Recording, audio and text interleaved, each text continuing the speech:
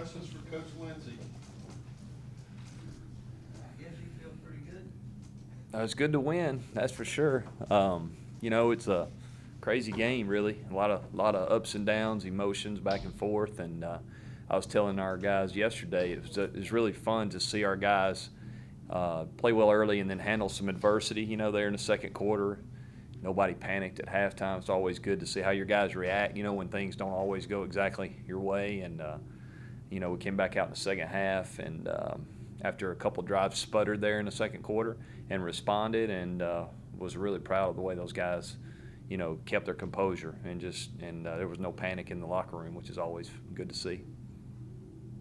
I asked Coach Munkin about this last week about edge blocking and downfield blocking. Yeah. And how far you guys have come in that area. But even after the game, Casey was telling me that he looked up when he got around on his long touchdown run. Mm-hmm. He got around the 20-yard line, looked up, saw that people were still blocking for him. Yeah. It's kind of Yeah, on Casey's deal, Mike Thomas and DJ both made key blocks down the field, and it's been a point of emphasis for sure. But I don't think you can break long runs without having some help down the field. And I think our guys have, kind of figured it out. Hey, look, we got to continue to play that, till the whistle blows and play till the play's over, and everything's important. You think the ball's being run away from you, but you never know when that thing's going to come back the other way. And right now I think our guys are believing in that and doing a really nice job.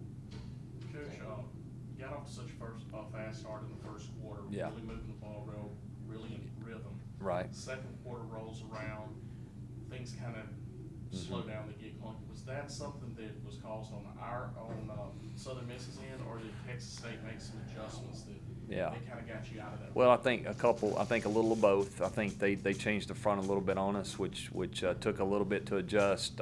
But if you look back, we had a couple penalties, right, that hurt us on a drive.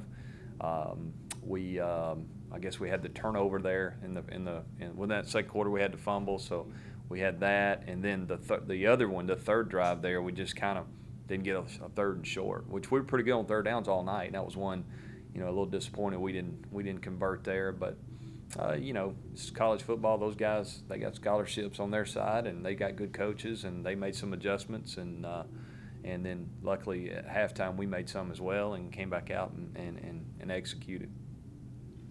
Taking the ball after the opening kickoff, marching down, Mm-hmm. scoring, what did that mean? And if you keep up with any kind of percentages of your guys or other teams that do that first possession? Yeah, it's I think it's definitely a shot in the arm for your offense when you come out on the first drive and have some success. I remember at Mississippi State, I think we had a 14-play drive to start the game.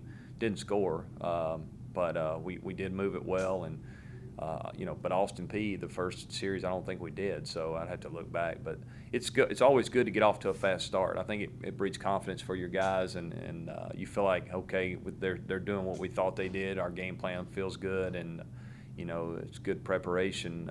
You feel good about your preparation when you come out that first series and play well. We talked Saturday a little bit about how the flow of the game dictates when you have three running backs, the way you guys have, and how the flow of the game dictates who's going to get more looks, more reps. Talk.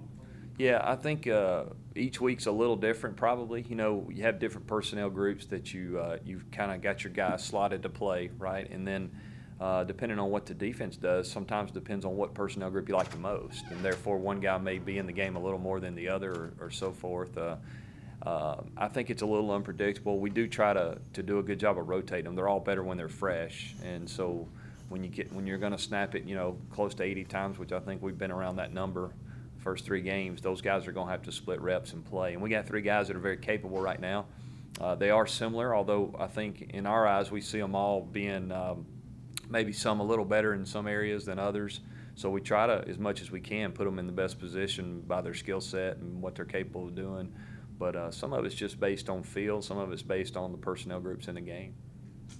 Coach, would you talk about the importance of being able to rotate offensive linemen in and out? Yeah. How it played out in the Texas State game? Huge. We learned that last year when we didn't have a lot of depth, and Coach Meadows has done a really good job of trying to develop 8 or 9, maybe even 10 guys, and I don't think we played that many the other night, but guys that you feel good that can go in, you know, maybe every third series or something like that to get a rest, or if, you know, if you do have an injury, you got a guy that can go in there and you don't just fall off the map, so to speak. So that's been a huge benefit for us to have some rotation guys in there, and I think we've started different combinations in the 3 games, so it feels good to have some more guys that can play for sure.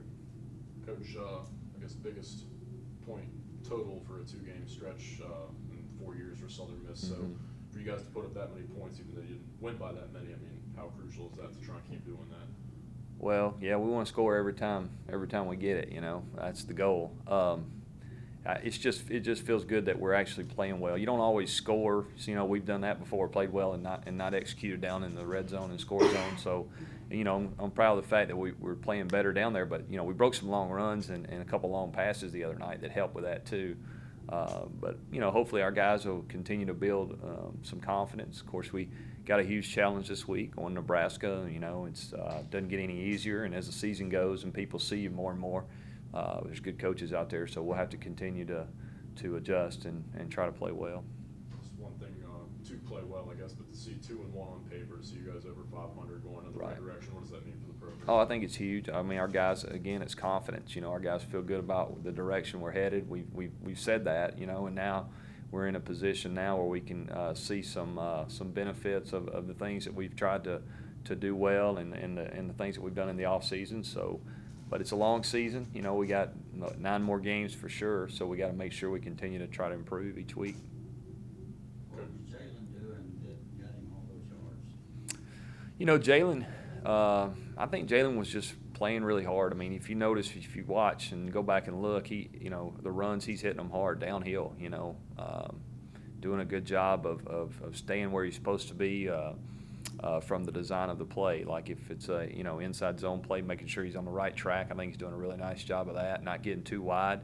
Sometimes the O-line gets blamed for if we don't get any yards on a run play or something like that, and sometimes the back may be too wide and it messed up the fits for the defense and so forth. So he's just doing a really nice job of executing and doing his job. And you know, he's a talented kid, very talented and smart guy, and you know, hopefully he'll keep playing well.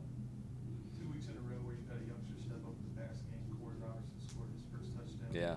Against Austin and Jordan Mitchell, now at Texas State. I mean, are these guys just, you know, sort of, I don't know, are they advanced for their youth or? Yeah. Well, no, I think you know, we got them here and brought them here because we thought they were good players, and you know, with Mike being banged up early, and those guys has created some opportunities for them, and it's nice to see those guys make some plays when they get a chance.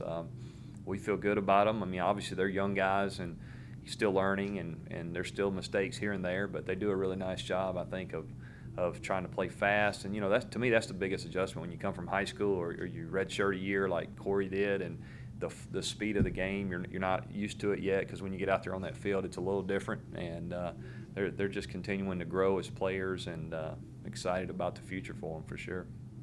Coach Monken talked about this game being a measuring stick, kind of like the Mississippi State game was. Can you kind of talk about that too? Yeah, no doubt. I mean, you get a chance to go to Nebraska and play, which is, you know, you grow up hearing and seeing Nebraska being all the tradition they have there. And, you know, I think, like I've said before, I think that's why our guys really come to Southern Miss. One of the reasons is to get an opportunity to go play at places like this and against teams like this. And it'll be a measuring stick for sure, and one that we're excited and know it'll be a huge challenge for us, but also looking forward to it.